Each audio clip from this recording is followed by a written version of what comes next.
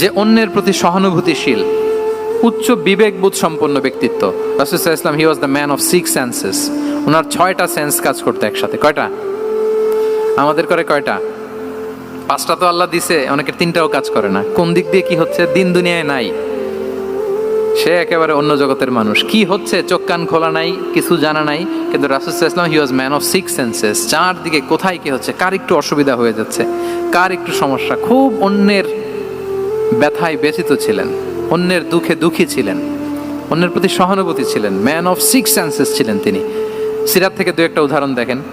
একবার রাতের নামাজ, সম্ভবত এশার নামাজ, খুব ছোট্ট করে শেষ করে দিলেন। তো সাহাবারা জিজ্ঞেস করলেন, ইয়া রাসূলুল্লাহ, নামাজ তো এত তাড়াহুড়ো করতে আপনাকে কখনো দেখিনি। তিনি বললেন, আমি নামাজের মাঝখানে এক ছোট্ট বাচ্চার কান্না শুনেছি। আনাস রাদিয়াল্লাহু বর্ণনা করেন যে কানা রাসূলুল্লাহ সাল্লাল্লাহু আলাইহি ওয়াসাল্লাম ইয়াসমাউ বুকা আস-সাবিয়্যি মা উম্মি। আমি যখন নামাজে ইমামতি করছি, পেছনে মহিলাদের কাতারের ওখান থেকে একটা ছোট্ট শিশুর কান্নার আওয়াজ আমার কানে আসলো। দেখেন কি সেন্স। তো আমার মনে হচ্ছিল বাচ্চার কান্নায় পেছনের কাতারে মায়ের বড্ড কষ্ট হচ্ছে। যেই মাটা বাচ্চাটাকে নিয়ে এসছে উইমেন প্রেয়ার হলে, তাকে বাচ্চাটাকে ম্যানেজ করতে বা সামলাতে মায়ের বড্ড কষ্ট হয়ে যাচ্ছে আমার মনে হচ্ছে। এজন্য আমি নামাজটা একটু শর্টকাটে শেষ করে দিয়েছি।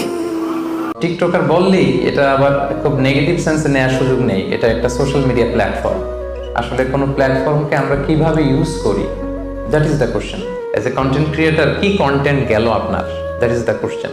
নিজের সাথে একটা নিজের বোঝাপড়া করেন যে আমি যে টিকটকে যে ভিডিওটা আপলোড দিলাম, এটা আমার আখিরাতে কতটুকু কাজে লাগবে।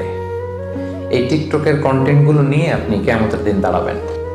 কি টিকটক বানালাম, কি ইউটিউব বানালাম, কি কমেন্টস করলাম, কি বক্তব্য দিলাম, কাদের সাথে মিশলাম, আমার অ্যাক্টিভিটি কি ছিল, আল্লাহর সুপ্রিম কোর্টের কাঠগড়ায় পাই টু পাই কিন্তু হিসাব দিতে হবে।